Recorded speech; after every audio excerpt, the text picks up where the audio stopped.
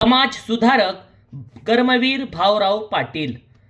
कर्मवीर भाऊराव पाटील जन्म 22 सप्टेंबर 1887, कुंभोज तालुका हातकणंगले जिल्हा कोल्हापूर। कर्मवीर भाऊराव पाटील मूळ गाव ऐतवडे सांगली, नाव भाऊराव पायगोंडा पाटील। कर्मवीर भाऊराव पाटील शिक्षण शाहू महाराजांनी स्थापन केलेल्या जैन वसतिगृहात मिस क्लार्क हॉस्टेलच्या नामकरण सोहळ्यात हजर असल्यामुळे जैन बोर्डिंगचे प्रमुख श्री लठ्ठे यांनी आंघोळ करून येण्याची सक्ती केली। तो आदेश न पाळल्यामुळे कर्मवीर भाऊराव पाटलांना वसतिगृह सोडावे लागले। कर्मवीर भाऊराव पाटील यांनी 1910 दुधगाव जिल्हा सांगली इथे दुधगाव शिक्षण प्रसारक मंडळ स्थापन केले।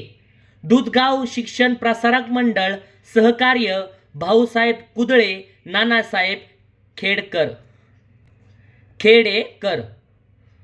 दुधगाव शिक्षण प्रसारक मंडळ या मंडळास रयत शिक्षण संस्थेचे मूळ रोपटे म्हणतात।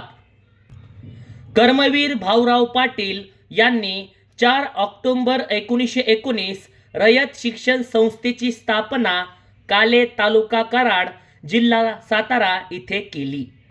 रयत शिक्षण संस्था याचे ब्रीद वाक्य स्वावलंबी शिक्षण हेच आमचे ब्रीद। रयत शिक्षण संस्था मुख्य योजना कमवा व शिका। रयत शिक्षण संस्था याचे घोषवाक्य श्रम हीच आमची पूजा व कामाच्या मोबदल्यात मोफत शिक्षण। रयत शिक्षण संस्था बोधचिन्ह वटवृक्ष। रयत शिक्षण संस्था याचे उद्दिष्टे गरिबांना मोफत व निवासी शिक्षण देणे। रयत शिक्षण संस्था उद्दिष्टे गावोगावी शिक्षणाचा प्रचार व प्रसार करणे। कर्मवीर भाऊराव पाटील 1935 प्राथमिक शिक्षकांना प्रशिक्षण देण्यासाठी सातारा इथे silver jubilee rural training college, Mahatma Phule अध्यापक कॉलेज सुरू केले।